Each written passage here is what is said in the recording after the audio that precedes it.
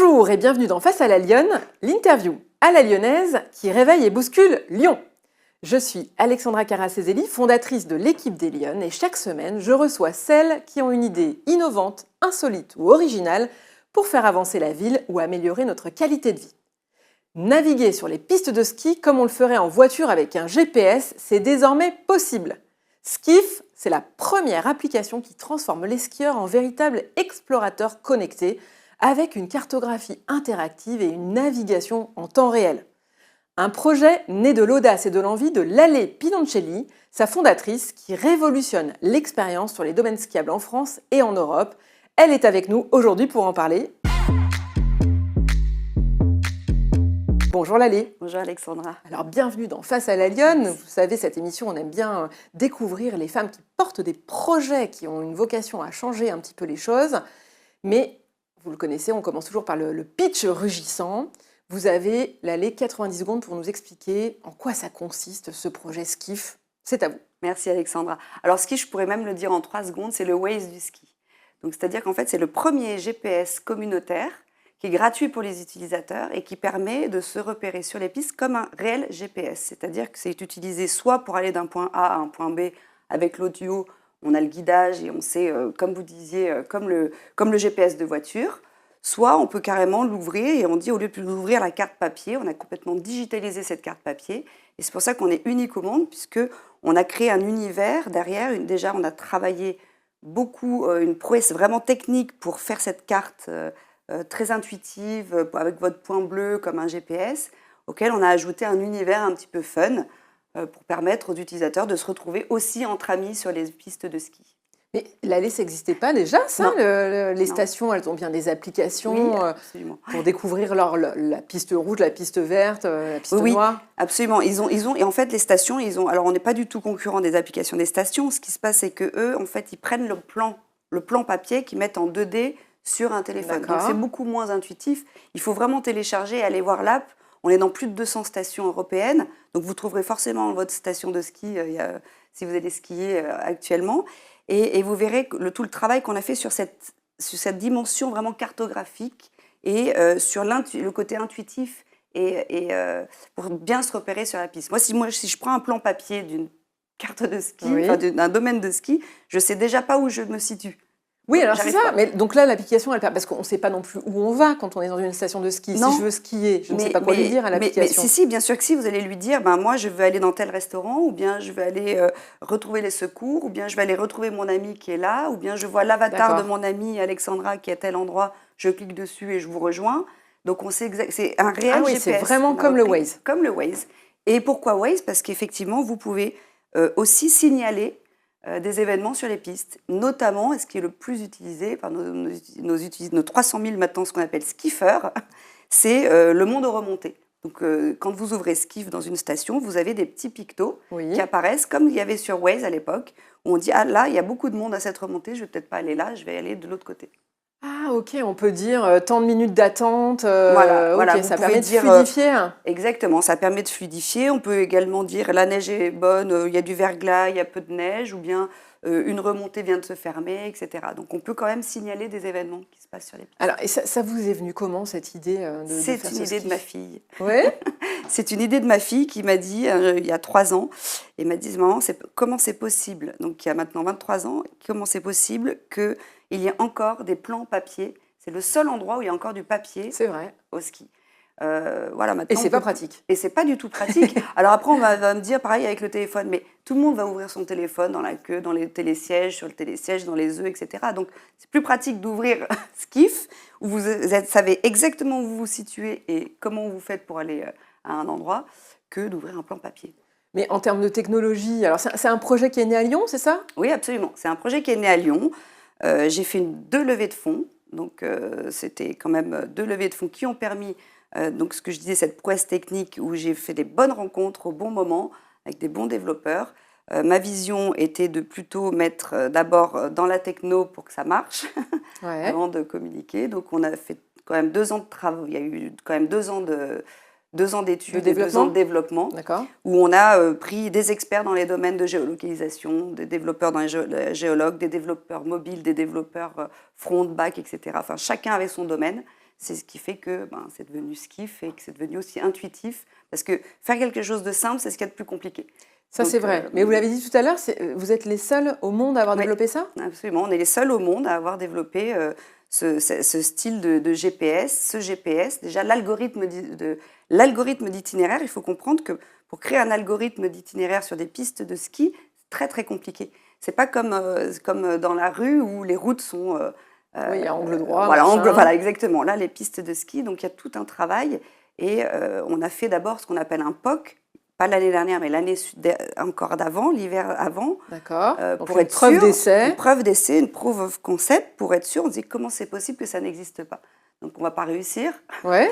Eh bien si, on a réussi. Si et on a réussi à créer cet algorithme qui vous permet d'aller d'un point A à un point B, puis on a rajouté des tas de fonctionnalités. Alors l'application est gratuite pour les utilisateurs, oui. C'est ça? Donc c'est un produit que vous vendez aux stations? Voilà, c'est totalement gratuit. Ma vision, c'était ça, c'est plus personne ne paye d'application. Donc vous téléchargez Skiff avec 2 i, comme vous avez téléchargé Waze. Donc déjà, moi, je me souvenais même plus comment j'avais téléchargé Waze. Donc vous n'êtes pas obligé d'avoir un compte, etc. Vous téléchargez.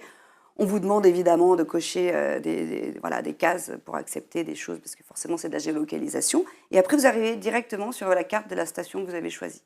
Donc ça, c'est gratuit. Et après, le business model, c'est... Il y a une partie pour les marques, pour avoir un petit peu de pub, mais très peu, parce que moi, je déteste la publicité aussi sur les apps. Donc, très peu de publicité, mais ça fait partie quand même de notre business model. Et puis, une partie qu'on appelle, c'est une console qui s'appelle Skiff Pro, que l'on vend aux remontées mécaniques surtout, mais aussi aux offices du tourisme. Enfin, souvent, ils se mettent à deux pour avoir cet abonnement, qui leur permet, eux, de communiquer avec leurs skieurs de leur station. C'est-à-dire de leur envoyer des messages de sécurité ou des messages ou un agenda de la semaine, etc. Oui, en termes de sécurité, ça permet aussi de déclencher des dispositifs d'alerte, par exemple, en cas d'avalanche ou ce genre de choses. Exactement. Là, on va apprendre à vous connaître. C'est le portrait lyonnais de cette émission. Dans la vie, vous êtes plutôt en mode Lyon ou en mode chaton, vous? Moi, je suis Lyon. Déjà, je suis née au mois d'août, donc je suis complètement Lyon. Et je pense que pour être entrepreneur, il faut être Lyon. Et être entrepreneur dans le milieu de la montagne, il faut être Lyon. Il faut savoir rugir, hein, j'ai l'impression. Alors, c'est quoi votre parcours de fenote, justement? Alors, mon parcours, qui n'a absolument rien à voir avec tout ça, c'est que j'ai fait de la génétique. Moi, j'ai fait mes études à Lyon. D'accord. J'ai fait de la génétique. Après, je me suis occupée de mes enfants pendant un certain temps. Et puis, quand ils ont grandi, qu'ils avaient autour de 10 ans, je me suis dit, qu'est-ce que je fais? Et donc là, je suis complètement une autodidacte dans le digital. Donc, j'ai commencé à accompagner les entreprises, les PME dans leur transformation digitale. Et puis est arrivée l'idée de Skiff, donc de ma fille il y a 3 ans. Et donc là, finalement, c'est la digitalisation des cartes papier de ski. C'est assez phénoménal comme parcours. Ça veut dire que le digital est accessible et parce qu'on dit souvent que les femmes ne s'investissent pas du sujet digital. Alors ça, c'est un autre sujet. Non, oui, ça c'est en plus à quelques jours de la journée de la femme. C'est un petit peu compliqué. Non, les femmes sont totalement aptes à travailler dans le digital. Vous en êtes l'illustration. Voilà, à être scientifique et à être autodidacte et à se lancer. Donc, elles ont plus de difficultés, hein, effectivement. On parle de 2% de levée de fonds. Moi, j'ai réussi à faire les miennes, donc je vais pas râler là-dessus, mais quand même si, pour peut-être ma fille, future entrepreneur. Vous allez peut-être inspirer des générations d'entrepreneuses. J'espère. Alors, quelle lyonnaise êtes-vous, justement? Quelle lyonnaise? C'est quoi votre lien avec la ville de Lyon?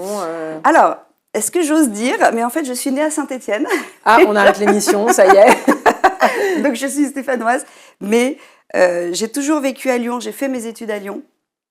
Et puis après, on a bougé et je suis revenue à Lyon il y a 10 ans. Donc, je suis la lyonnaise parfaite pour travailler à la montagne puisqu'on est à côté des Alpes. Et ça, c'est quand même... ça vous parle. Ça me parle bien. Ça tombe bien. C'est la ville parfaite. Lallé, on va choisir parmi la rubrique Mâchon ou la rubrique Praline. Praline, c'est le truc qui cartonne en ce moment à Lyon qu'il ne faut pas louper. Ou Mâchon, c'est le truc qui pique, qui vous agace prodigieusement. Qu'est-ce que vous choisissez de nous partager cette semaine? Alors moi, je suis plutôt déjà Mâchon, parce que je suis une bonne vivante. Okay. D'ailleurs, on le voit sur Skiff, puisqu'on a mis des petits avatars. Il y a le Niolu, il y a la Grolle, enfin, ils ont des petits verres et tout, donc c'est plutôt Mâchon. Vous aimez le salé? Alors, moi, j'irais plutôt sur quelque chose d'un peu plus global que Lyon uniquement. C'est, pour l'avoir vécu, moi, ce qui me gratte réellement, c'est que En tant qu'application, on est dépendant d'Apple Store et de Google Play et qu'eux décident si vous êtes en conformité RGPD. Donc la RGPD, c'est la protection des données. Et donc ça nous a obligés, nous, à avoir déjà dépensé des fortunes pour être conseillés et totalement en conforme. Et c'est quand même Apple et Google qui vont décider si oui ou non vous êtes conforme. Donc ça me gratte. C'est pas lyonnais. C'est beaucoup plus. Donc c'est la première marche et elle est compliquée. Elle rajoute de la contrainte aux entrepreneurs. Voilà, surtout dans le cas d'une application et de géolocalisation. Donc nous, on est totalement dans les clous, mais plus que dans les clous. Mais à tout moment, Apple et Google, lors d'une soumission, pourraient dire ah ben non, mais en fait, on vous veut plus parce que vous pouvez retrouver vos amis, puis nous, ça nous plaît pas parce que on a une application qui fait ça, donc on décide que non. Merci. Ça me gratte. Plus que gratter. D'accord. Beaucoup, beaucoup. Alors, du coup, quel est votre coup de griffe de la semaine? Vous savez, on demande à nos invités de nous partager leur coup de griffe et de nous dire ce qui pourrait, de votre point de vue, être modifié, transformé à l'échelle de la ville, à l'échelle du pays, à l'échelle de votre retour d'expérience. C'était peut-être mon coup de griffe, en fait, l'histoire de la RGPD.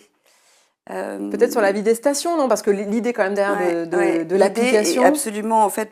Donc c'est pas vraiment un coup de griffe, c'est peut-être plus cette vision en fait de Skift qui va un petit peu plus loin et qui va beaucoup même plus loin que le ski. C'est que vous avez compris dans mon parcours, j'étais dans la transformation digitale. Et là, j'aimerais qu'avec Skift, on puisse participer à la transformation des stations de ski en stations de montagne. Pour y habiter, pour être très souvent dans ma station de cœur. Je sais que c'est très agréable d'être en montagne, enfin d'habiter à la montagne toute l'année. Et je suis persuadée, ma vision est que cette communauté de départ de skieurs va participer à cette transformation en allant découvrir la montagne pendant d'autres saisons, parce que ça va être obligatoire de toute façon. Donc, Skift va beaucoup plus loin. Et après, l'idée, ce sera de développer l'été, développer les randonnées, les VTT, faire une verticale de la montagne pour que cette communauté de skieurs qui, je pense, sont des amoureux de la montagne, puisse découvrir la montagne toute saison. Donc c'est un peu un appel aux acteurs de la montagne pour intégrer et embarquer l'aventure de Skift. Donc l'application qu'il faut aller télécharger, Skift avec 2 i et un F. Et un F. Lallé, on vous revoit à quelle occasion? Peut-être pour cette occasion, justement, quand on aura développé l'été, parce que ça va être levée de fonds plus développer l'été. Alors, à la vitesse où vous allez, je sens qu'on va vous revoir bientôt. Je pense aussi. Merci beaucoup, Lallé Pinoncelli, d'avoir partagé avec nous cette innovation qui redéfinit la glisse et l'orientation en montagne.